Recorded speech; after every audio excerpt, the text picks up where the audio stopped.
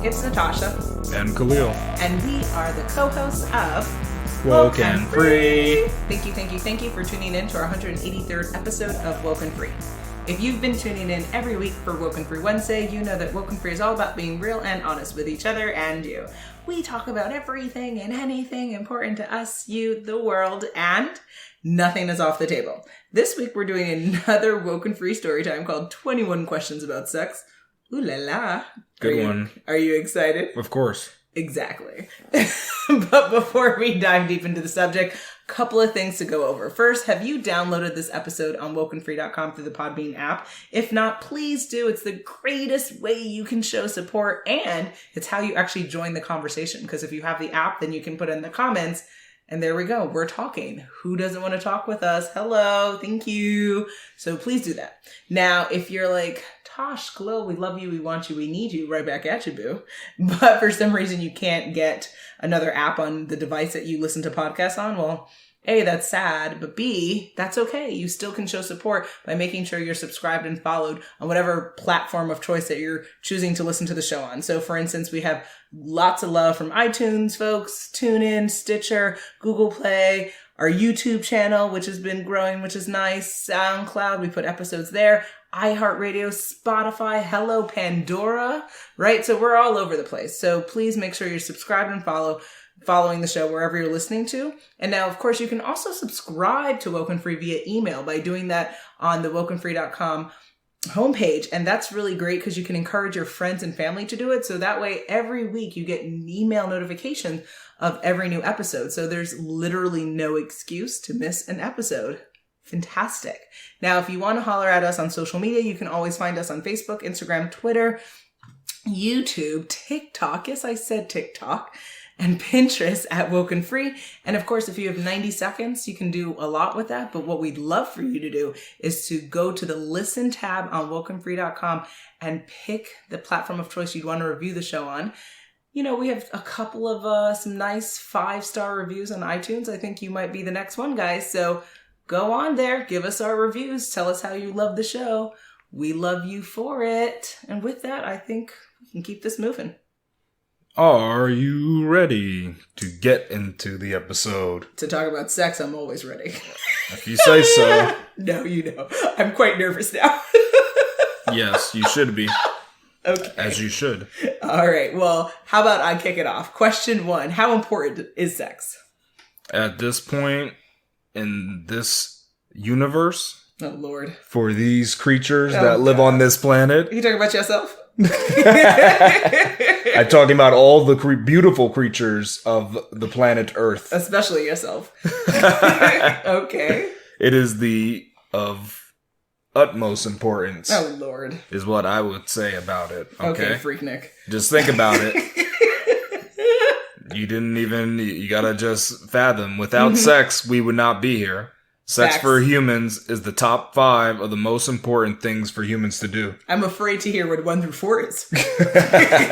Well, it's all about sustaining life. So, bathroom, oxygen, things like that. Yeah, yes. Water. Gotcha. Yes, water. Bathroom might not be the most important. Yes, you have to expel your, toxins. Yeah, but what if you take in no toxins, then you excrete no toxins? Oh, gosh. So it might be possible. So that's why I can't put that at the top of the list. But you do need air and water, or oxygen and water. Okay. All right. And sex. Let's not forget that one. Yeah, yes. Pretty important. Okay, so for you, on a 1 to 10 scale, it's an 11. Not for me, though. I'm just saying it for, humans. Okay, why don't you answer the question, then? Not just for the humans. Oh, and it's agreed, then. Oh, it's agreed. Okay. Yeah. You ditto that. Mutual agreement. Okay, you agree to agree. Yeah, I agree with the human sentiment. How very generous of you. Yes. Excellent. Okay, well, my answer is the following. I believe sex is very important, but I don't think it's something that should be trumped over other things like intimacy, friendship, really vibing on a genuine level with someone. I think that sex is a physical expression of the other things that you can do or feel for another person. So yes, it's important, but there are people who are, you know, maybe are dealing with certain life conditions or issues that prevent them from maybe being able to have that physical expression through sex. So I wouldn't say that, like, if you can't have sex, you can't have a meaningful connection with someone else. Like, so I think it's important, but I think sometimes we have to also understand there are other ways to love and be intimate with other people and not just have sex. Okay. Yeah. Question. So the girl answer. Yeah, definitely. Not to genderize the answers, but uh-oh. Yes. Watch out now. Mm-hmm. Question 2. Do you believe men want sex more than women? I believe the media wants us to believe that's the case. However, I don't think that a sexual drive can be generalized based on just gender, because there's so many different varieties of people within each category of gender. So I think that we're all different, which means that we all have different sexual journeys, and there are different times and seasons in your life where you really, really have a high sex drive, and sometimes you don't. And I don't think it's a simple correlation between what genitalia you have between your legs that determine how much of a libido you have. All right. That's an interesting way to look at it. Mm-hmm. Now, I would disagree with your answer. Okay. And I disagree because I believe biologically men are programmed to want sex more than women. Mm-hmm. And how I come to this answer is because men produce roughly 525 billion sperm cells. Prove it. While women have about 500,000 eggs after puberty. Men instinctively want to spread their genetics, while women don't need to be as aggressive. You just described men as, like, you know, like low-key rapists.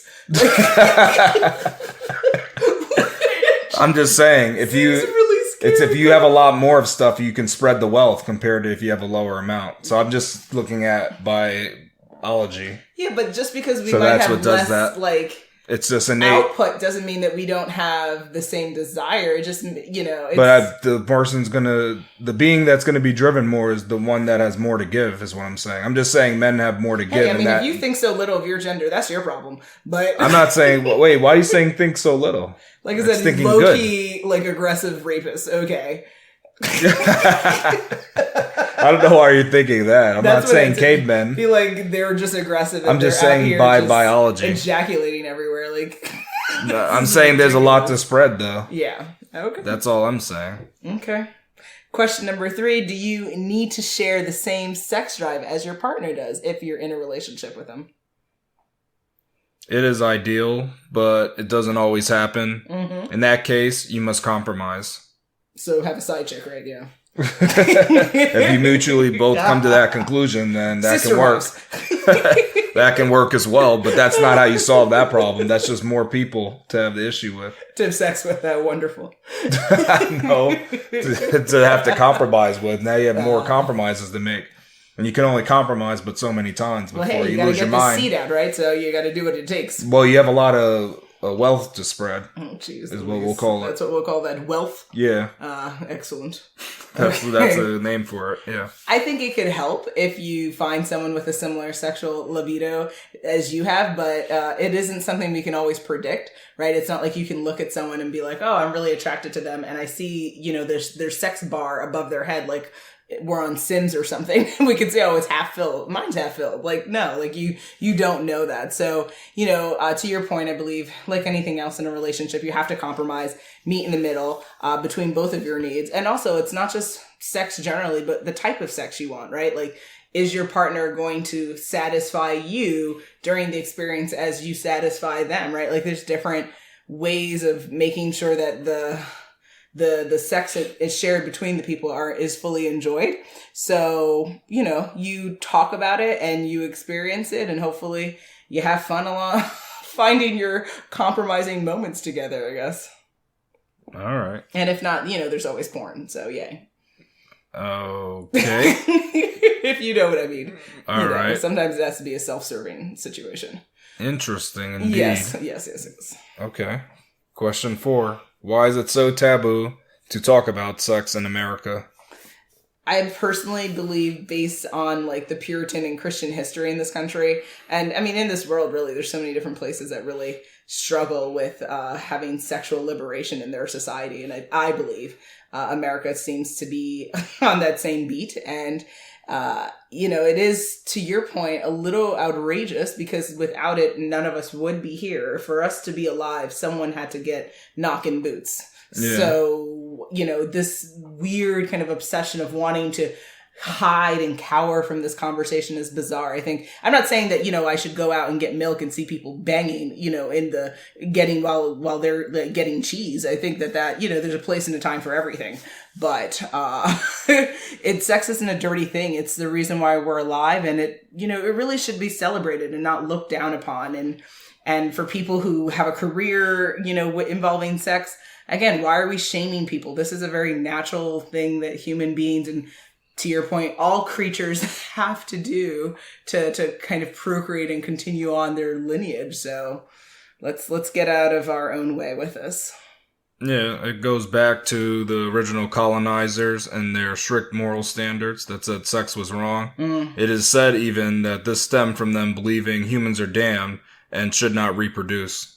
So that's why sex became kind of like a no-no. So I wonder why they were raping their slaves so much then. Huh. Well, because remember, there's it's innate in your mind that you have to have sex. So how can you go against what your mind is, or what the nature is telling you to do? I just think that's funny too, because it's like, oh, sex is wrong, but slavery is not.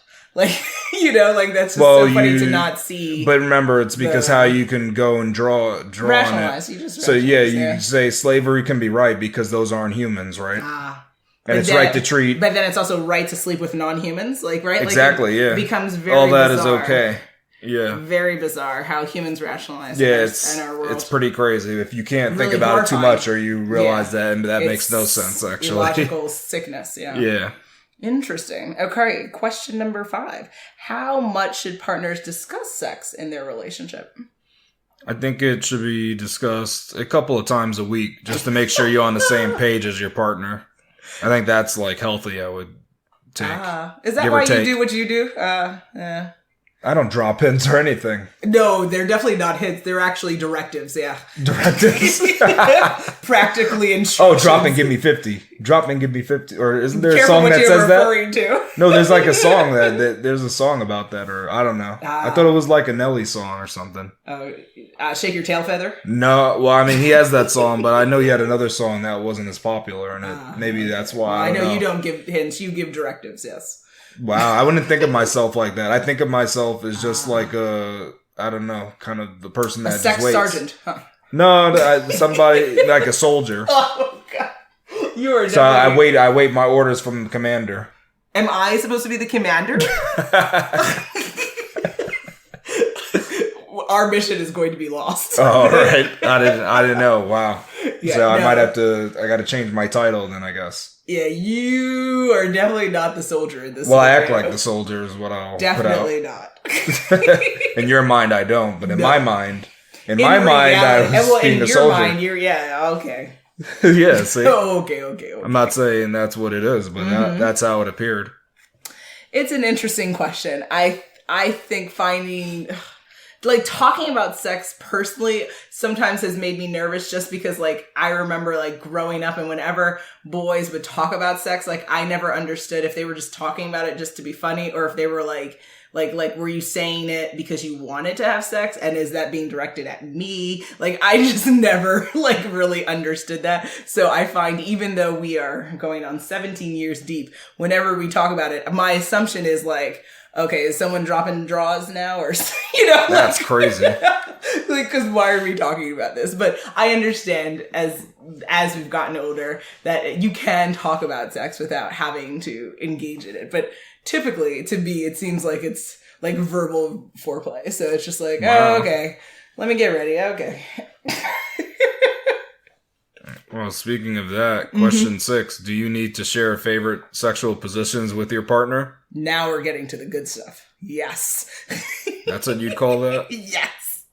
I would say no, but the more sexually in tune you are with your partner, the better the sex will be generally. So I think that, it would be problematic if your favorite position is absolutely your partner's like not favorite position. If they're juxtaposed to it, then that would be problematic. But if you both enjoy something, right? Like then cool, you don't have to share the same favorite ones, but you definitely should have a rhythm with each other so that, you're not going in different directions and the partner's like, hey, where are you at? What you doing? Right? Like you should kind of get a lay of the land, essentially. So you need a metronome.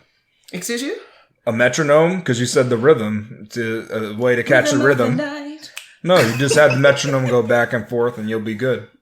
You could both just aim for that. Or just play Buju Banton in the background. So you're making it so complex now. Okay, Beanie Man instead. All right, that's easier. Exactly. I think it's better to figure it out as you go, but you should be open to trying new things. Yes, I know you concur with that. That's the best way to go with the natural flow of things. How wonderful for us, yes. True. Excellent. Question 7. What is a misconception around sex?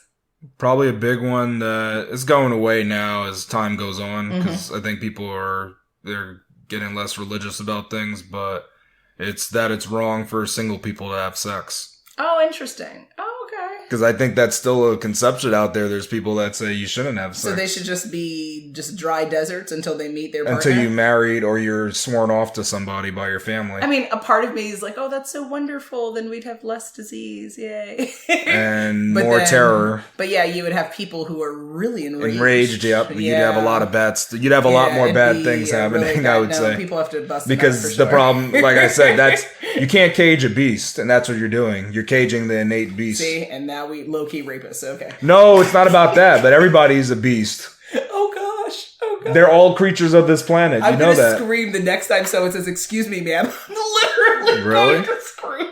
They'll like, please keep your pants on. No, you don't have to worry. That's why they're creating all the VR stuff, so it'll take care of everything.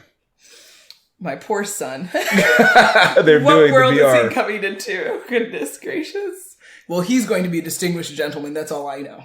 He may create the revolutionary device that once and for all says that you don't need another partner for sex. You hear that, KJ? You are making sex innovation. Yeah, it might be. He'll make a sex AI thing. Sex AI. I don't know. How wonderful. Oh my goodness. So I think that's a really good point. I didn't even think about that as a misconception around sex. So that's a good one to share. For me, what I was thinking about that when you asked that question is really that like growing up, I always thought how media presented it in film and television that sex was always something that should be romantic. But in reality, I do believe that is a misconception because I think that sex can be messy. I think sex can be angry. It can be frustrating. It can also be really funny. Like if you put a leg a wrong way or the different sounds or smells. The smells? Okay, that's a funny thing. I mean, it can be. Or that's an interesting word. How do you say this? Like surprises that happen. Oh, yeah. Yes. So there's a lot that happens in those moments of intimacy with another person or by yourself. So I think that that's a misconception. It's not just romantic. There's a lot of different emotions that get expressed while having sex with yourself and with others. Okay. Question 8. What do you think is the best age to start having sex? I would say there isn't one age that works best for everyone because everyone is on their own sexual path and it's all different for each and every one of us. Personally, I think 17 or 18 is probably a good starting point, but that's pretty much in connection to like my own personal narrative. So I feel like that is an age that I think going back, I think I would agree with that time of when people start, but there's some people who are more sexually expressive before that or later in life. I think you have to know what you're comfortable with. And to be honest, the key is whenever you do it, are you going to regret it? Right. So do I think you can have sex at 12 and be fully okay with that decision? Personally, no. But I think if you had sex at 15 and you were a married, mature 15-year-old, I think it could be. Like, I personally wouldn't have been ready to have it at that age, but, it's going to be different for every person. What do you think, though? Yeah, I think it depends on the maturity, actually, of the individual. Mm-hmm. But the number I would put on it is 16. I think 16 is a good age to do that. To do the deed? Mm-hmm. No, yeah, because 16, it splits evenly, It's an nice and even number. Yeah, 18's good too because you split it evenly. But the problem is it splits into 9, which is then not even. Okay. But see, 16 at least we can split it. Yeah. And look, we could split it again. That's, See how we can keep going? Logically irrational, but sure. No, but it makes sense. If you can keep splitting this number, like, and it's still even, that means good things We're about not looking it. for the square root of pi, you know. But that just tells you something. There's something weird about numbers and what they mean in life. 3.14. Uh-huh. Yeah, but that doesn't apply here, though. What applies here is that 16 is the best number. It's a magic number, and it's one that you should stick with. Amazing. For, right age for having sex. I wonder why you suggested that age number. Mm-hmm. Anybody can suggest anything. Yeah. I just told you why I suggested it. Yeah, I bet. Whoop-de freaking do. Okay. Question number 9. Should you share your sexual history with your partner? I think it's important to do that, actually. You want to know if you're playing with a noob or a veteran when it comes to the sex game. A noob? Yeah, because you just want to know. Is this like uncharted waters? You got to really get this down. You're so shameful. Because you don't want to, you don't want to be brutally awakened. Woo! Get it. See? Get it. So that's what it's all about. I know people don't want to. You want to understand how painful or how fun this is going to be. Or if you have to be a teacher for somebody. Oh, snap. It's like that kind of thing. Well, there's always a lesson to be learned. What I mean, there can be, but some people need more lessons than others. Oh, snap. Because this 101, or are we in the the advanced 400 level class? That's what you got to wonder. Yeah. So that's why it's good to know, but unfortunately, people like to lie about it either way. Well, because there's so much judgment, right? Because if men, say a man has only had sex with, and not only, my bad, if a man has had sex with, say, 6 people, and a woman has had sex with 10 people, he's going to look at her and feel a certain kind of way about that. Oh, yeah. Right? Used goods. Take that back, Khalil. Take that back right now. That's not funny. What? That's not funny. No, I'm saying I'm not saying what I look like. I'm not saying I would say that. I'm just saying this hypothetical man you're talking about. That's what he said. That's not appropriate. What I'm saying is that we have to be we just have to be careful about labels, right? And I think that for some people, a sexual history of 10 people or more might be called one word. A person who said they've had sex with 100 people or more called one word. A person who said they have had sex with 2 people, a certain type of word is called. So I think that if there was less judgment, then people would feel maybe more free and open to being vulnerable and sharing that. But the truth is that a woman having unprotected sex is more dangerous than a man having it. It's illogical what you're suggesting. Because you know why? Because either way, the woman could be stuck with the baby. The man could go to Costa Rica. Yeah, but the point is, sexual transmitted diseases works that in still every does. gender. But I'm just saying women have another level to think about. It's another level of consequence. Because technically a man can run away from their responsibility. A woman can't. STDs follow you wherever you go around the world. So. Yeah, STDs do. But so that's why we always advise people to have safe sex regardless of your gender. If you have safe sex, then it's the same. But if you don't, that's where the problems really get crazy. Yeah, absolutely. But again, just if you got pregnant, you don't have to have a baby, right? So there's different outcomes. But see how you have to think about. The man doesn't even have to think about that. But the biggest concern in this world is the STDs and the diseases, because those are consequences you have to live with forever. Versus a baby, you don't have to live with that consequence. So, well, you live with your choices. You have to live with the choice around it, yeah. And you live with that forever. Yes, you do. But again, it never leaves. It's not like, well, it never happened. Yeah, it actually did happen, and you had to make a choice either way. Absolutely.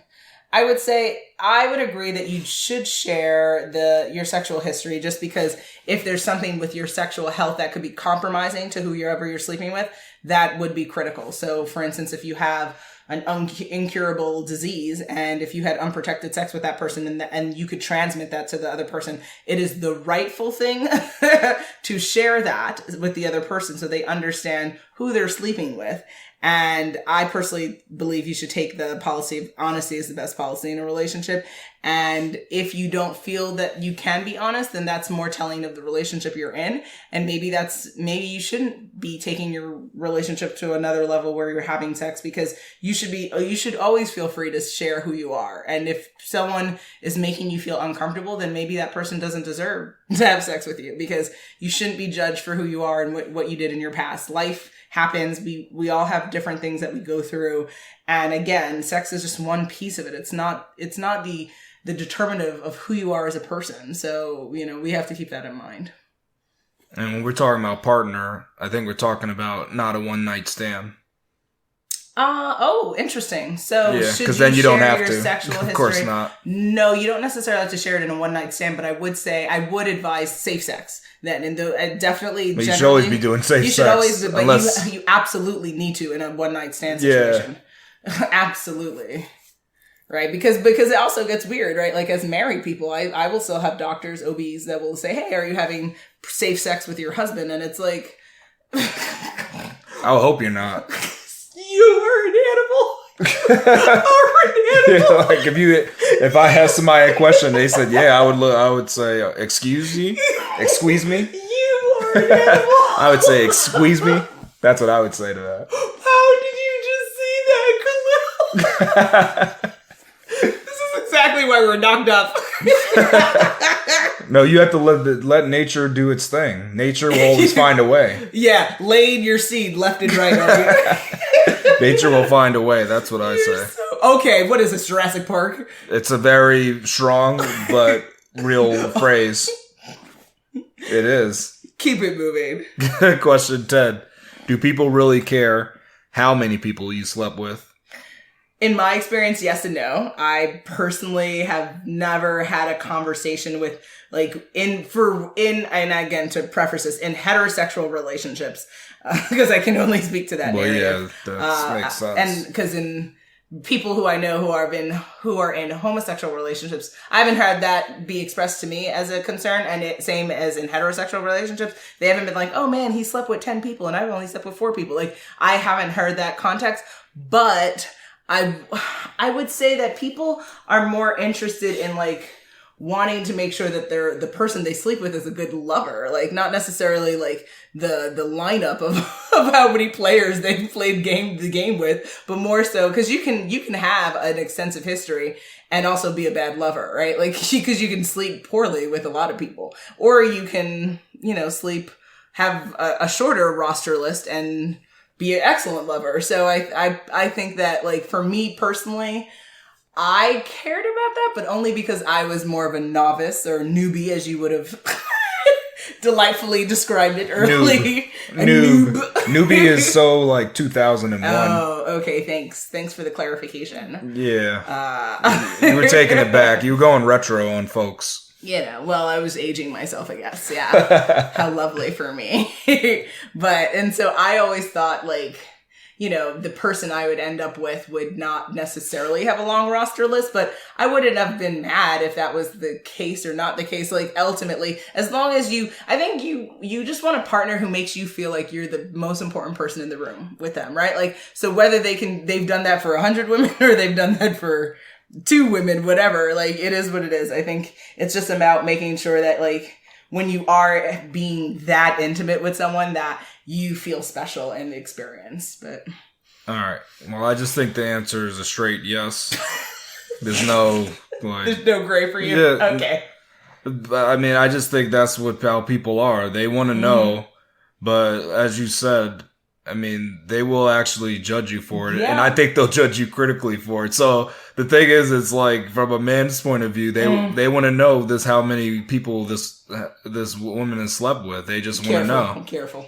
And then women, they're just interested in knowing how many women that the guy has slept with, because they want to know, is this guy like a dirty dog kind of thing, and will he stay there, or is he just going to keep going for more? Like, can I satisfy the man? Like, no man can satisfy her. Well, yeah, I don't think any woman can satisfy a man. I think a man, you guys just have to give up, essentially. Because I don't think you'll ever be satisfied. Because even when you have the perfect woman, and no one's perfect, but the closest thing you can get to perfection, you guys will still cheat and leave. So at the end of the day, we have that conversation all the time. Yeah, men are trying to get the sex. They have the 500 billion sperm cells to distribute, so they're trying to get the sex. Yeah, that's why y'all need to be on birth control. I mean, they can. I mean, some men can. These ones that just are, if you're not trying to have children, then that would make sense. I wouldn't be against that for guys that, they don't want to have children. It's just so interesting how, like, I feel like people think about it. And again, I don't think it gets genderized. It just depends, because there's some men who are not superly sexually active like that, and they're okay with that. And there's some who are, as you're saying, just, you know, every day is just like, who can I bang? Like, but I think in general, men are just sexual beings. Yeah. And regardless even of which orientation they are, I think just men in general, I would just go by that. Like, I think men just on the... just generically, they are more sexual than women. And I believe it's because of biology. We'll definitely have to, like, do another episode around that, because I think we have to, like, it would be nice to contextually see what some of the science we can see what the research has shown. I don't have the research to back up what I'm saying. No, this is just our question and answer situation. But yeah, we'll have to check this out. Question 11. Does having an extensive sexual history make you a better lover in bed?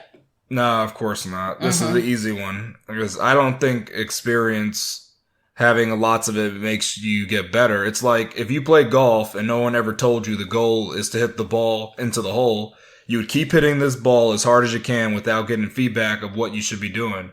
So that doesn't mean you're getting better at golf, right? No one ever told you, hit the ball in the hole. What kind of freaky example is this? No, it's a true example though. For you, because imagine if you play lots of golf, but no one ever told you what the goal is. So you're just hitting balls left and right, like Millie Willie, just acting crazy. Let's say you hit 1,000 balls and you never, you're shameful. Well, you never got the hole in one. Then you're not a great golfer. And let's talk about someone who's played golf once and they got hole in one on the first try. They win. They're obviously an excellent lover. Maybe if they can get a hole in one on their first game of golf, that's crazy. They're Mr. Poppy. Yeah, see? They didn't have extensive history, but they were able to do it. You are now listening to WokeNFree. WokeNFree. WokeNFree. WokeNFree. WokeNFree. The podcast that keeps it real and honest. I would agree with you. I don't think necessarily extensive sexual history is going to make you a better lover. I think learning the wants and needs of your partner and being open to it is probably going to make you a better lover, and understanding what turns your partner on. We all get turned on by different things. So the more that you incorporate how to, like, if you are a server, I think, in the sexual arena, and you are all about, like, making sure that your partner is really feeling good in the experience, they will, like, explode for you in ways that I think people underestimate. So I think learning the wants and needs of your partner is better than just, like you're saying, how many times you've done the dirty dance.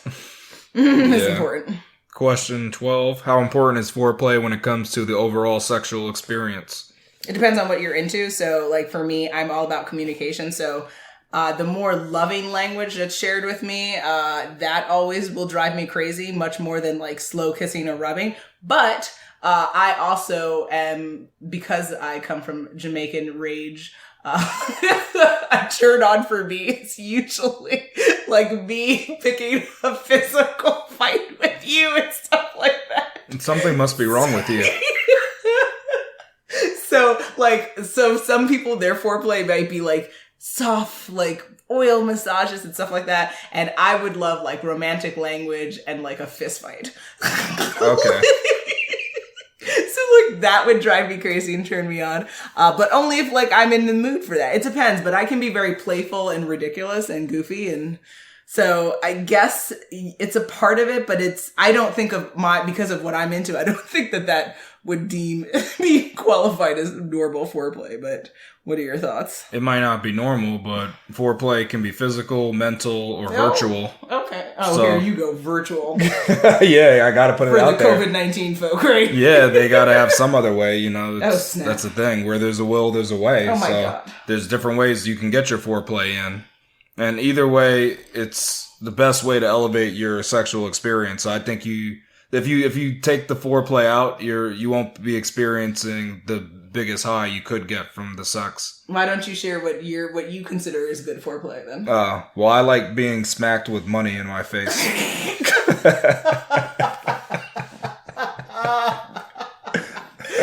such a liar. You're such a liar. When cold hard cash hits me in the face. The COVID cash? Yeah. Sometimes coins, but usually bills smacked across my face. That really gets me into the mood. That's Yeah. delectable. Yeah, isn't that an interesting foreplay? I hope everyone who's related to you listens to this episode. Okay.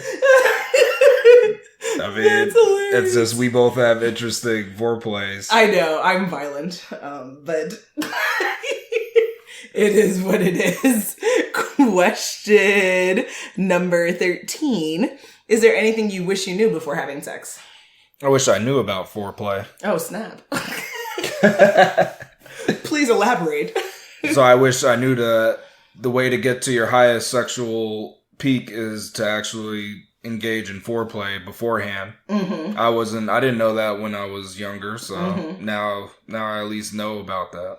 Oh, so before you were hit in the face with cash, you just went right into the deed, huh? That's how you rolled. No, You I just knew how to dropped get draws the and just was like, okay, I'm ready. drop draws. Yeah. You have to drop draws for it? Oh, snap, you kept your draws on. Ah, okay. I mean, I'm just saying, there's So different just- ways you can do just stuff. open the zipper situation. You can do different, when you open the zipper, you can just rip it in half. Wow. You can rip your pants or whatever you're wearing. That's fun too. You are the hunter. Yeah. Destroy your clothing in pursuit.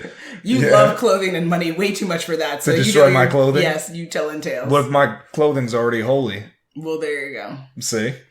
That's why people buy those clothes with holes in it. To stick their genitalia out of it. Yeah, maybe. Excellent. It just makes it easier. Easier Nice. access is what I think about when they buy that stuff. I'll never look at holy jeans ever again. Yeah, Same. now you know why they really did it. Amazing. Crazy. So, I would say what I wish I knew before first embarking my own sexual journey is that sex is different every single time you have it because your lady parts and his parts are not robots. So you guys are going, and again, we're talking in a heterosexual relationship here.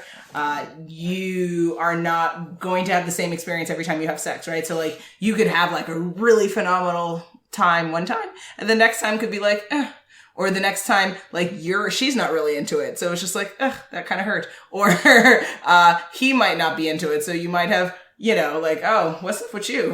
Like it changes. It's not the same thing every single time, and so you just have to be open to new experiences and just enjoy the ride and really let go of expectations and just try to be present and not think about like what happened last night or last week or last year. Just like every sexual endeavor is a new endeavor. And so just trying to make the most out of it every single time, as opposed to like being as an overthinker, at least that's what I've come to understand, that like you can't compare the experiences every single time because they may or may not be great every single time, but it's about just being there with your partner and just having as much fun as you can.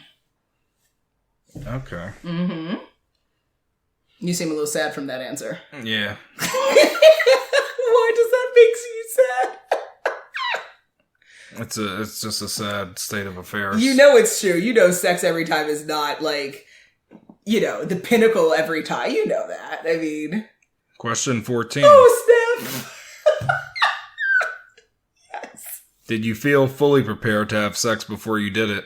Oh, not at all. I didn't even really know what I was doing. I think that's very common when people engage in their journey the first time. You're like, I think this is how you do it. This is what they did. 16 candles. What do we do? Lay here. I don't, you're just like, for me, boys were always a mystery. So I never really understood, like what you were supposed to do. And I personally wasn't deeply involved with watching porn too much as a kid. So I didn't necessarily get the fictional depiction of what it should be. So it was totally, I didn't know what I was doing. And it was definitely very awkward and weird. How about you? Well, as exhibited by my last answer, Mm-hmm. I have to answer no. That's amazing. One word answer. That's it. No. Yeah, because I already talked about my The last foreplay, thing. yeah. If I knew about foreplay, then it may have been different. Ah. Then I may have been fully prepared. That's all you need. So you just, because foreplay was missing, then you feel like that was I wasn't the only prepared. Yeah, if I knew about Okay. foreplay, I'd been ready. Fair enough. Okay. That's my answer. Excellent answer. Yeah. Question 15. Any regrets with your sexual past? This question's easy. I tried to live with no regrets. So sex and sex on, just keep it moving. Yeah, you just gotta keep it going. Yeah. Why regret it? It was part of your experience that you wanted, so that's great. So that's great. Yeah, you got what you wanted. Oh, snap. I don't know if you deserved it, but you got it. Ooh. That's the thing. Ooh. You conquered and you've laid your seed and you've moved on. Who are we talking about here? I don't know how open you want to be about your sexual past. That's up to you, my love. Oh, is trying to be directed at me. I say I don't live with regrets. You went on to this whole conqueress and yes, other things. This is a conversation between you and I. You understand? Yeah, but I don't know if you're talking about hypothetical beings, though. Are you hypothetically having sex with people? Or are you not having? Were you talking about conquest and stuff? I don't like this. Seems like if we were to talk about someone who has conquest of people, so that's just weird. Okay. I don't know. I don't know how it's directed at me. That's all I know. Yeah, I can't see any connection. This is going to be one of my favorite episodes. Yeah, I knew it would be hilarious. I knew you were going to get a giggle out of this. This is amazing. Thank you so much. So I agree with you. No, there's no reason for you to regret your sexual experience unless something happened to you that you didn't want to happen to you, right? And so thankfully, I guess in both of our cases, we could say that everything we sexually experience is not something that was done against us and without our consent. So we are in a blessed position to be able to say that, because not everyone can say that. And I don't regret anything. I think sex provides a learning experience about yourself and about others. So I take those lessons and keep it moving forward. Yeah, as you say, you do your deed and you keep it moving. Yeah. Question 16. What is the best part of having sex? So this is definitely like the romantic in me. I think when you have sex with someone you love, it just seems more meaningful and memorable. And again, I think that could apply to any gender, sexual orientation, any of that stuff. I think that, whether it meets the mark of like what is good sex or great sex, medically or societally is irrelevant. I think it's just about like having that intimacy with someone that you wanted. Like it's so satisfying, like wanting someone and then being able to like sexually experience something with someone and then like having that with them and having that memory and having that experience. I think that's remarkable and delicious and just a wonderful thing to go through. Okay. Mine is that it's very simple. It's the release of tension. You're a complete dog, yeah. That's how I feel is the best part. Not sleeping with someone you love, just literally just the end, the outcome. Yeah. How lovely for you. The physical outcome is what it does to the body. Ah. It puts you at ease and can make you feel calm. Give After you a good night's 16 sleep. years of love, that's your answer, eh? Yeah, because I don't think, some people express their love in sex, but some people express their love in different ways. So that's so obviously yours is expressed differently then. I don't equate the two. The two could be mutually exclusive. The sex and the money, the sex and the love is different. Yeah, they can be mutually exclusive. They're not bound to each other. How lovely. That's all I'm just saying about them. That's excellent. Thank you. Yeah, it's nice to know it at least. You're cruel and unusual. Question 17. Does watching porn improve your sexual skills? This answer depends. Ooh. Because some movies are educational and some are just for fun. You're shameful. Expand upon your answer. You want me to expand on that? Yes. I don't make these movies. Some movies teach you about right. some movies teach you moves and some movies do things that they have all this editing and stuff where it's impossible to do, and they have the weirdest reactions where this is a fake film. So that's the thing. If you're watching all these fake films, you can't be like, well, let me give that a try, because it's not going to work out how you expect. It's not going to have that same ending. Like the pizza man doesn't come and deliver more than pizza. It's stuff like that. Are you referring to 80s porn? No, I'm referring to, and you can find many pizza porn. Pizza, okay. Yeah, you can find that, like where Pizza Man comes in. More savage, then there's no pizza involved. Yeah. Then exactly. See, those ones are just for fun. But Yeah. the Pizza Man one, it's a fake education. It makes you think a delivery guy can bring more than the food that they If I are saw supposed to that, I'd bring. be horrified to ever order pizza. Horrified. If they open the pizza Yes. and there's something else in the box. Horrified. This is a nightmare. Yeah, see, that's what I'm saying. Like, it depends, but there are ones you watch and it's like, oh, all right. There's a Okay. whole like background to it, and Interesting. they show you how to like woo somebody. There can be some stuff. How to woo someone. Yeah, With or without their genitalia out. without. Those are the real professional ones, and they're long. You gotta like wait through it. Oh, yeah. No, I have no patience for that. I want to get right to the deed. Yeah. But a lot of them are just nonsensical. They don't make any sense. Okay. Weird fantasyland stuff. So I guess I would disagree with you. I would say for me, when I think of porn, and at least the ones that I prescribe to watching, I would say they're all fictional. And no, I don't think it improves the sexual skills of the people who would be watching it. I would say that's a similar kind of analogy to like, would you watch Lord of the Rings to learn how to live your life? Like, no, that's a fictional film. You're not going to ever be Frodo. And so But you could watch Game of Thrones and learn the Throven language or exactly, whatever it's and called. not use it in actual. But that's life. a real thing. Yeah, That's, people can learn the language. sure, and people talk to play each the other Harry in it. Potter game in real life too. I mean, Yeah, people see? lose their mind all the time. You can go LARPing and stuff like that. How wonderful for them. That's still not getting you a job. Like, I don't know. Yeah, see, he's saying that. I don't know It about could that. actually. And then they could be in those. this world, it totally. They can be yeah. instructors in escape rooms. You know, might give you more, I guess, experience in those kind of fields. I don't know. What is our child going to experience when he arrives? Like, what is he? He's gonna find there's new fields that have popped up. God. I'm gonna pray for our little one. That's good. I'm gonna pray.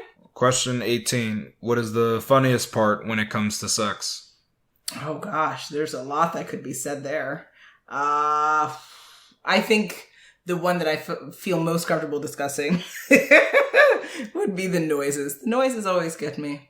Wow. There are many different noises that can occur. I'm not going to detail them. I think people have to use their imagination here a little bit. And I would just say, depending upon the moves or how much junk is in the trunk, it gets very interesting. Really? The noises, very interesting. How about you? All right. I think it's when you experiment with moves and they fail honorably. Honorably, Yeah. So how do you fail honorably exactly? Well, you keep your pride and your dignity. That's one way. Who needs those anyway, though? Yeah, well, Especially when having sex. exactly. Yeah, You should totally release. that's what I mean. That happens. It happens. That's amazing. Question 19. Is sex fun?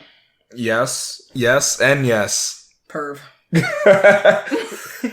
Do you need more answer than that? It's up to you. If you feel like elaborating, you're welcome to. Oh, so elaborate on it. Well, it's fun because it's something that you want to do over and over again, and you can't get enough of it.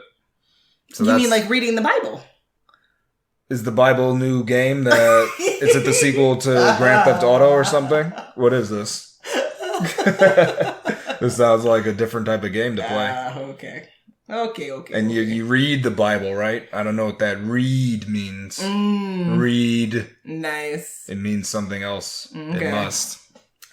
I would agree with you here. I think sex is definitely adult fun and joy. I think it is something that should only be endeavored when you feel ready and comfortable and with your consent.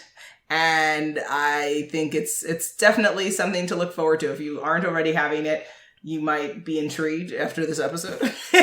And if you are a fan of it, hopefully it intrigues you to go and pursue it. All right. Okay. Exactly. Question 20. Does sex actually relieve stress? I think it depends for the person, like not necessarily all the time for everyone. I think it can be, but it can also create stress for some people because for some people, when they engage in sex, they want to have it in a certain type of manner. So, maybe you're not into, like, what do we call jungle sex, where people just don't have they haven't showered and they're kind of... You mean when you're filthy? Yeah, when you're filthy and someone's like, hey, I want to just do you, right? And you're like, oh, wait, let me clean. Yeah, some people love that. Yeah, let me clean every hole, careful, wait.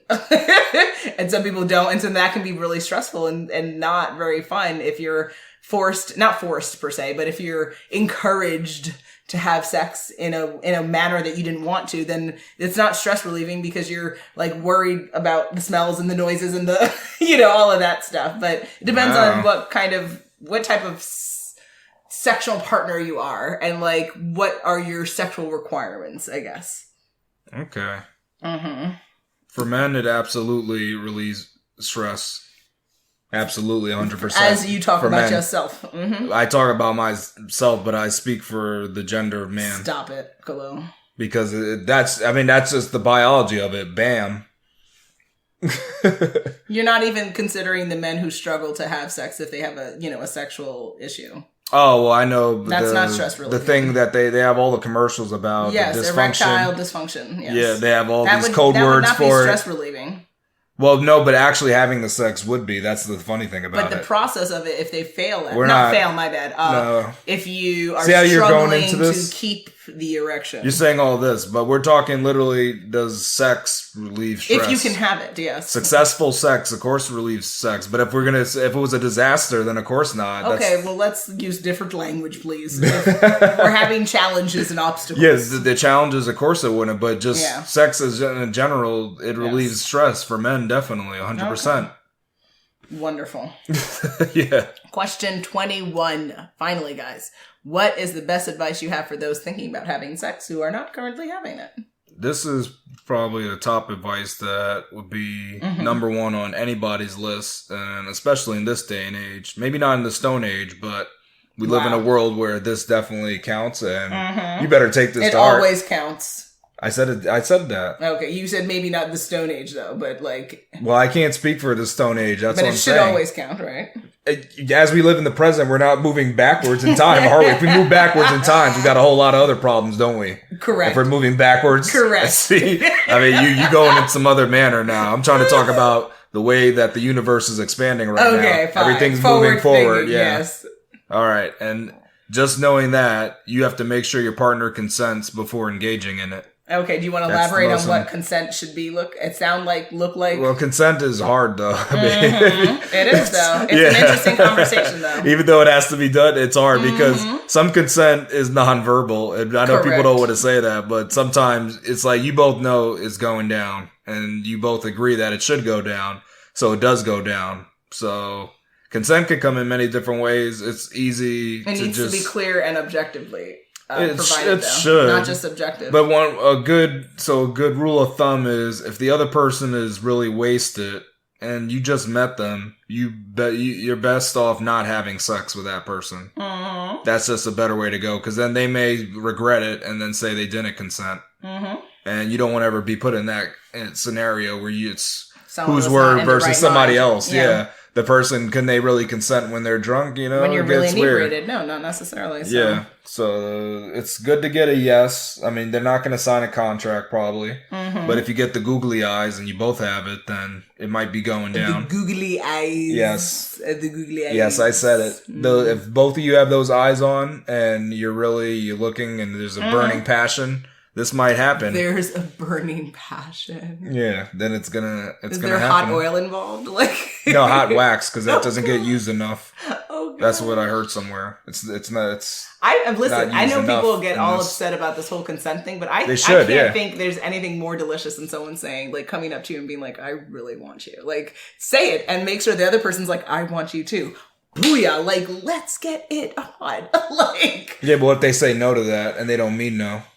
That's where it gets crazy. That's where it gets challenging. Yeah, they're saying. But that's why I also I don't judge anyone for how quickly they jump to sex with someone. But it is challenging to sleep with someone, like you're saying, on the first night, because you don't know them and you haven't learned their nuances, because maybe they're saying yes because they feel like they want to say yes because they know you want to say yes. But if they didn't really mean it, you don't know them well enough to know that they're saying yes, but they don't mean it. And it's better to like get to know people before you like. Because some people jump in. Some people, they just want to make out with somebody, and then that's good enough. They don't want to go anything. further. It's like, wait, you're doing all this, but you don't want to go to the and that's their go all the way. Yeah, they have the right to do it, but it just sends a bad message, though. Well, it's the fact that you guys aren't in tune. Because at least just give like light pecks, like, here's a peck on the lips, and I'll see you later. What if you want like a really passionate makeout session with someone, but you don't want them to take their pants off, like? They haven't made devices for that yet. Yeah, so it's so that's hard. If you might just really just want to be all up in somebody's mouth, but like you're like, I'm not really interested in that. That makes me think of the device we saw on Shark Tank. I forgot what it looked like, but there was some kind of like consent device that it had for husband and wife or something. Oh, yes. I don't know if you remember that. It was something strange. Yes. If you both put your light on, then you consent, you're both ready in the mood. It was something like that, but I don't need a light. I need a hit on the chest. No, you need the fiery passion in your googly eyes. I have none of that. Yes, when you walk under the nice moonlight, then that's where you really feel it. Because all the energy of the moon comes through you, and you feel think if I walk by you, that's consent. It's like, that is not consent. I am trying to use the bathroom. Excuse you. Okay, that's what you're trying to do. Yes, I am trying to live my best life, please. Let me live, please. Yeah, right. I would say, to answer the question, best advice for those thinking about sex who are not already having it is just to be ready. This is just going to be one of the many experiences you have in your life. You want to make sure that you're prepared, that you feel comfortable, that you are consenting and you're saying yes when you really mean yes and when you really want yes. And regardless of how it comes out, the outcome, just be excited for the journey and do it safely and just be ready to live with that consequence of it. So making sure that you've done your due diligence, you understand what safe sex means for you and what you want it to be, and making sure that the partners are also on the same page with you. And this is a very clinical answer, but it is what it is. I think at the end of the day, sometimes it's easy to just be like, oh yeah, let's just have fun and have sex. But like, there's a lot of thinking and consideration that goes within this. And so I just would say, especially when you're starting the journey and you don't know enough, to just like try to get educated and try to have people in your life that you can speak to about this. And if anyone doesn't want you to have sex or doesn't want you to understand what that journey is for you, make sure you find people and resources and medical professionals that you can speak to comfortably and safely that will give you the information that you need and the context you need. I think that's the worst case scenario. Like I grew up where, I was told you can have sex at 35 kind of a thing. And it's like, how lovely for you. But that's not happening, right? So, you have to be able to understand parents, especially your kids are going to have sex. Like we're having a boy. He's eventually going to have sex. It would behoove us to make sure he understands what sex means and the consequences of it, and like making sure he's ready instead of being like, no, don't do this until you're 30. And then here he goes at 14 with a baby, right? Like, come on. So that's what I say to that. Okay. You've had enough, huh? I'm quite exhausted from this delectable conversation. I know what you're ready to do now, yeah. Walk on by, huh? Oh, walk on by. Dun, dun, dun, dun, dun. Walk on by. You like that? All right. I mean, that's very interesting. Exactly. We are at that time again. It is coming to the end of our 183rd episode of Woke and Free. There's something wrong with you. This was quite the episode, doing another Woke and Free story time called 21 Questions About Sex. Woo! That's off the table now. But there are some subsequent episodes we definitely need to hit on from some of the things we talked about today. Will we leave you hanging for what our next episode will be about? Drum roll, please. On our next episode, we'll be discussing what is ASMR. Make sure you follow us on social media to follow along in the conversation, and make sure you tune in next week for WokeNFree Wednesday to join the conversation at WokeNFree.com. If you'd like to be a guest on the show, please submit a topic for an upcoming episode or share how you feel on our Contact Us page at WokeNFree.com. So that is WokeNFree.com. If you want to hit us up on social media, go to Facebook, Instagram, Twitter, YouTube, Pinterest, TikTok at WokeNFree. And then, of course, any type of collaborations or sponsorships, you can easily find us where? Contact Us page at WokeNFree.com. If you didn't already subscribe, please do, share the episode, and make sure you come back to join the conversation every Wednesday for WokeNFree Wednesdays. Remember, WokeNFree is more than a podcast, it is a way of life. Until next time.